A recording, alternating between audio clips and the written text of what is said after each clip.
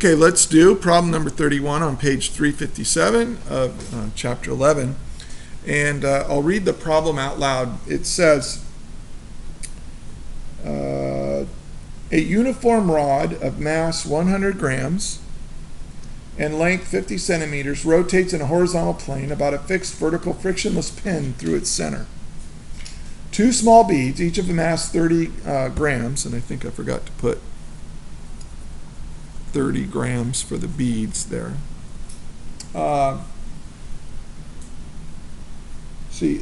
Each of mass 30 grams are mounted on the rod so that they are able to slide without friction along its length. Initially, the beads are held by catches at positions 10 centimeters on each side of the center. So here's the center. So here's 10 centimeters, and here's 10 centimeters away from the center, at which time the system rotates at an angular speed of 20 radians per second.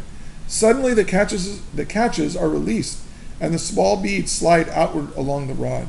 A, find the angular speed of the system at the instant the beads reach the ends of the rods. And B, what if the beads fly off the ends? What is the angular speed of the rod after this occurs? Okay, so here's the rod, and it's rotating around like this. Here are the beads, and we're going to release these beads, and they're going to slide outwards. And here they are at the very ends, and we want to know what is the final angular velocity of this system if we allow that to happen. And what happens if these beads fly off the ends? So we'll discuss that as well. So I guess this is part A, and this is B.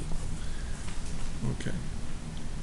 All right, well, first of all, if you look at this system, it's closed, and there's no outside force or outside torque acting on the system. And when you have a system like that, then linear momentum and angular momentum are conserved. Now, there's no linear momentum in this problem, so let's just think about angular momentum. The initial angular momentum is going to equal the final angular momentum. So let's figure out what the initial angular momentum is, because I know what the mass is, I know what the lengths and so on are. So it's going to be, well, there's three objects here, but I'm going to treat the beads as one object because I just multiply by 2 because they're identical. There's the angular momentum of the rod, which is I of the rod, I'll use R for rod, times omega. Okay, and then plus I for the bead, I'll use capital B for bead, times omega. And they're going to have the same omega, same angular velocity, but there's 2 of them. So I'm going to put a 2 right there. And that's going to be equal to my initial angular momentum. Well, let's figure out what this is. This is a rod. It's spinning around its central axis, and around like this. And I believe, if I remember, you'd have to look at, I think it's 1/12 ml squared. So this is 1/12 times the mass of the rod. I'll just go ahead and put in values. That's 0.1 kilograms times 20 radians per second plus, and then the angular momentum of the beads. Now, that's 2. Now, the beads, treat them as particles. Oh, I'm sorry. I need the... Oh, yeah. Sorry. Thank you.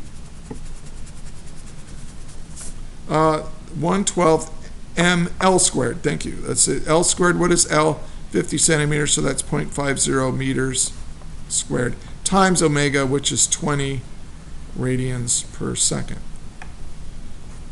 Okay? But L isn't going to be the full distance. It's just the radius too. Yeah, I think if you look up on that table, it's 1/12 ml squared, not half the length, but the L squared, the whole length of the rod.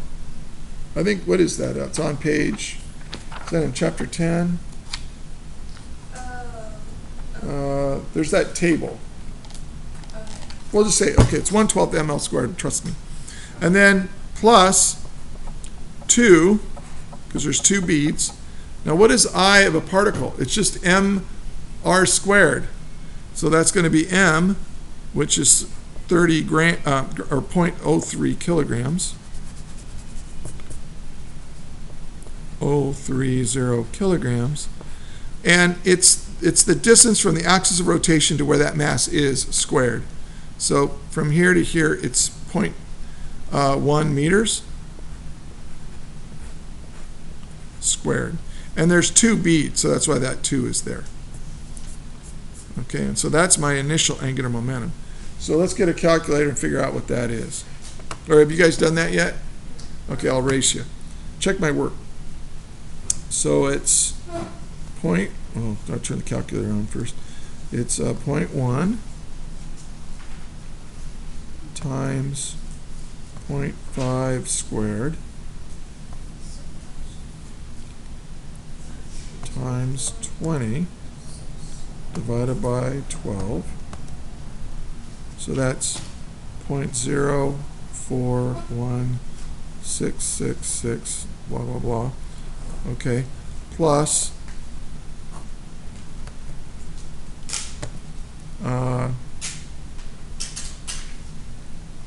2 times 0.03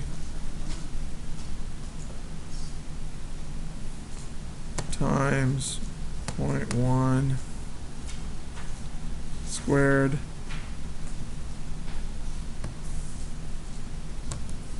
and I get a total of 0.0423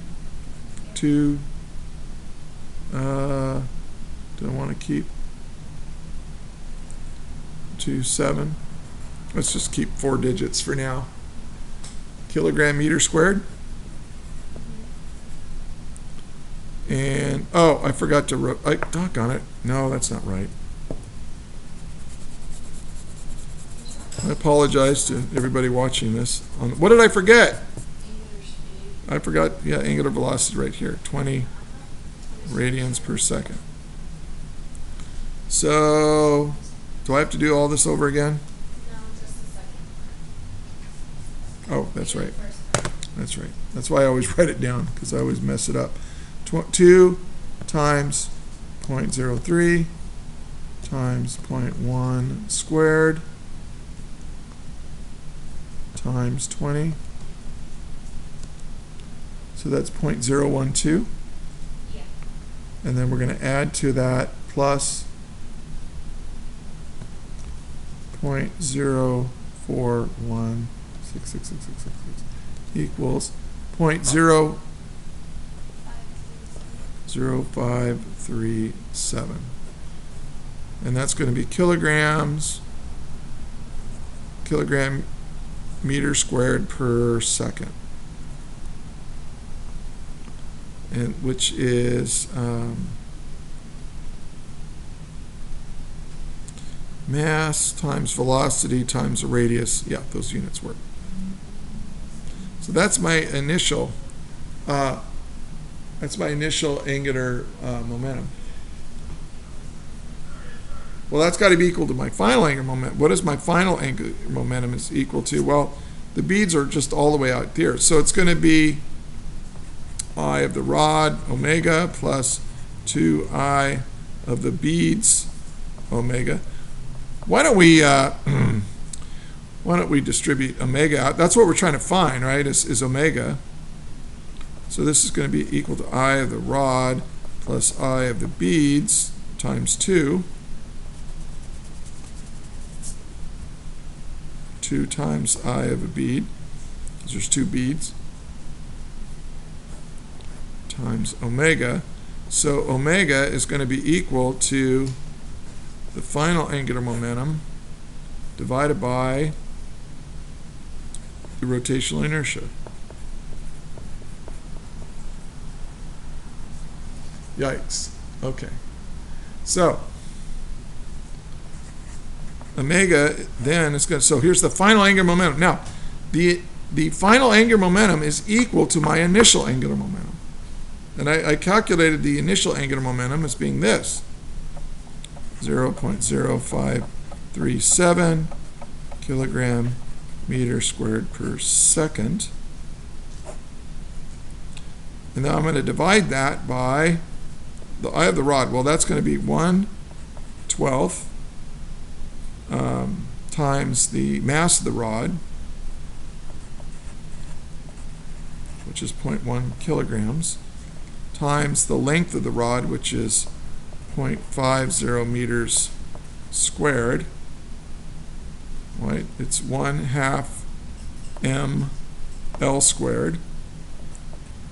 Plus, now the beads are now much further away, so it's going to be 2 times the mass of one of the beads, 0.030 kilograms, times the length away, which is, now they're 25 centimeters away. They're not 10 centimeters, they're 25 centimeters, so that's 0.25 meters squared. So all we have to do is that big ugly mess.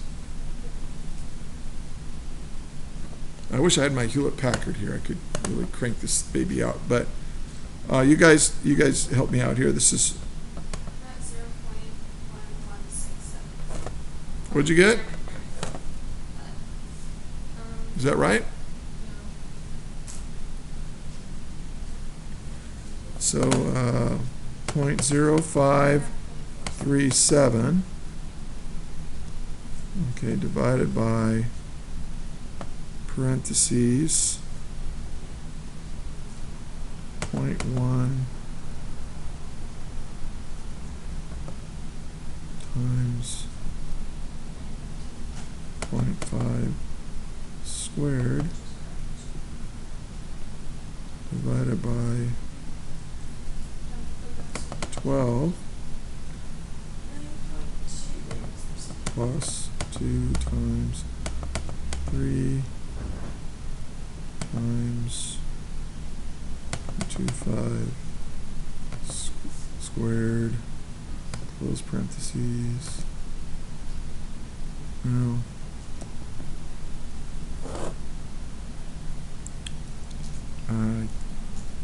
Really bad at, so this is 0.0537.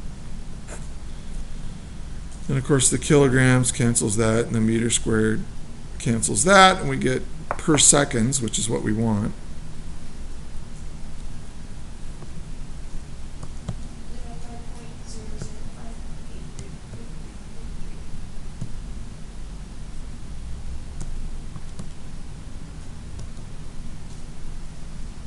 So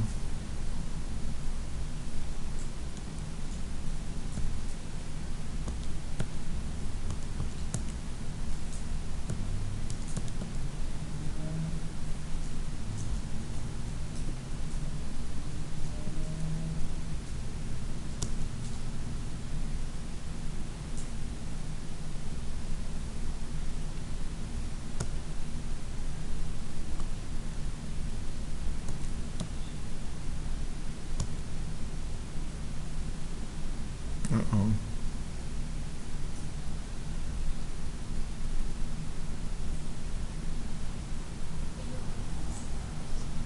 No, that's not right. Oh, I think it is right. I got 9.2? 9.21? Okay.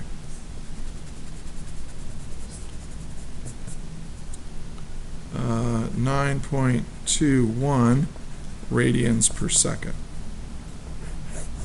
Woot.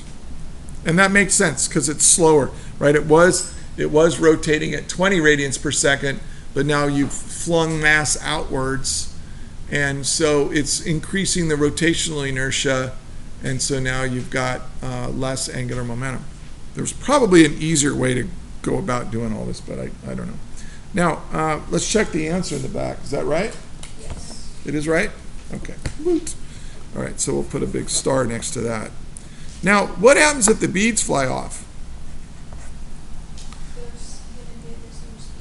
Yeah, what happens is that, I'm going to redraw this so that here's the rod, and here's a bead, and here's a bead, and as it comes off, it has two speeds to it. It has a radial speed and it has a tangential speed.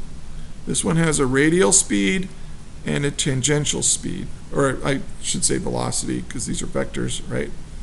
So that means that this is actually going to come off like this. This one's going to come off like this, but they're going to go at constant velocities. And this thing will just continue to rotate at this angular velocity. It won't change. That's like if there's like no friction or air resistance, right? Then like Right. Yeah, we're assuming a frictionless system and all that. So if you can kind of think of it this way, if you were holding weights in your hand and you're spinning around and then you just release those weights, you're just going to keep spinning the way you were spinning before you released the weights. Now this is a little bit different because if you just released weights, they would come off tangential to the circle, but because these had radial velocity as well as tangential velocity, they're going to go off at angles like that. But I'll put the B over here. That's essentially what would happen. So let's show the whole problem here. Zoom out a little bit. Okay, that took a long time. A lot of nasty calculations, but we got there. And if you're watching this at home, no, I'm not going to edit these. It takes too much time. So you can just click through them. That is all.